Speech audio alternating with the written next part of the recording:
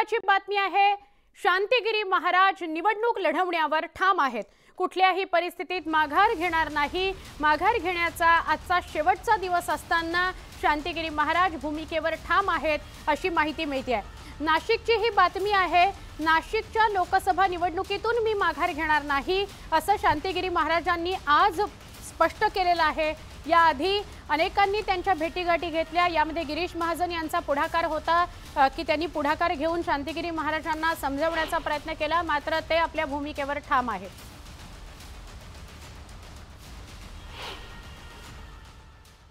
महायुतीकडून आपल्याला माघार घेण्यासाठी विनंती केली जात होती, आपण आशीर्वाद द्यावे असं महायुतीच्या नेत्यांचं म्हणणं होतं।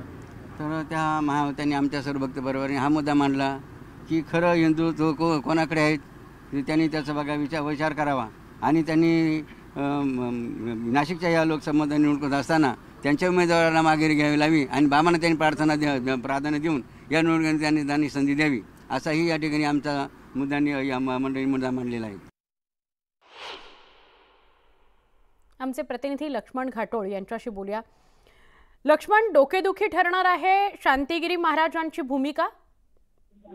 नाशिक लोकसभा मतदारसंघातून शांतिगिरी महाराज यांनी उमेदवारी करण्यावरती त्यांनी भूमिका ठाम ठेवलेली आहे आणि कुठल्याही परिस्थितीत नाशिक लोकसभा मतदारसंघातून माघार घेणार नाही अशा प्रकारची भूमिका त्यांनी काही वेळापूर्वी घेतली आणि त्या संदर्भातली प्रतिक्रिया देखील त्यांनी माध्यमांना दिलेली आहे। खरं तर नाशिक लोकसभा मतदारसंघातील उमेदवार माघारीची मुदत काही क्षणापूर्वी संपलेली, अर्थात बरोबर 3 वाजेपर्यंतची ही वेळ होती, मात्र आतापर्यंत तरी कुठल्याही प्रकारचे शांतिगिरी महाराज किंवा त्यांचे अनुयायी जे आहेत ते माघारीसाठी आलेले नाही आणि त्यांनी प्रतिक्रिया देखील दिलेली आहे की नाशिकची जागा आम्ही लढवणार आहे। शांतिगिरी महाराजांचा जर विचार केला तर शांतिगिरी महाराज हे हिंदुत्ववादी मतांचं विभाजन करतील अशा प्रकारचा अंदाज सुरुवातीपासून महायुतीच्या नेत्यांना होता आणि आता देखील शांतिगिरी महाराजांची उमेदवारी जी आहे ती महायुतीच्या उमेदवारासाठी डोकेदुखी ठरू शकते, परंतु शांतिगिरी महाराजांची उमेदवारी केवळ त्यांच्या भक्त किंवा अनुयायांपुरती मर्यादित असेल आणि त्यामुळे जवळपास 50,000 ते 1,00,000 मतांचा मोठा फटका जो आहे तो या महायुतीच्या उमेदवाराला नाशिकमध्ये बसू शकेल शांतिगिरी महाराज यांच्या उमेदवारीचा।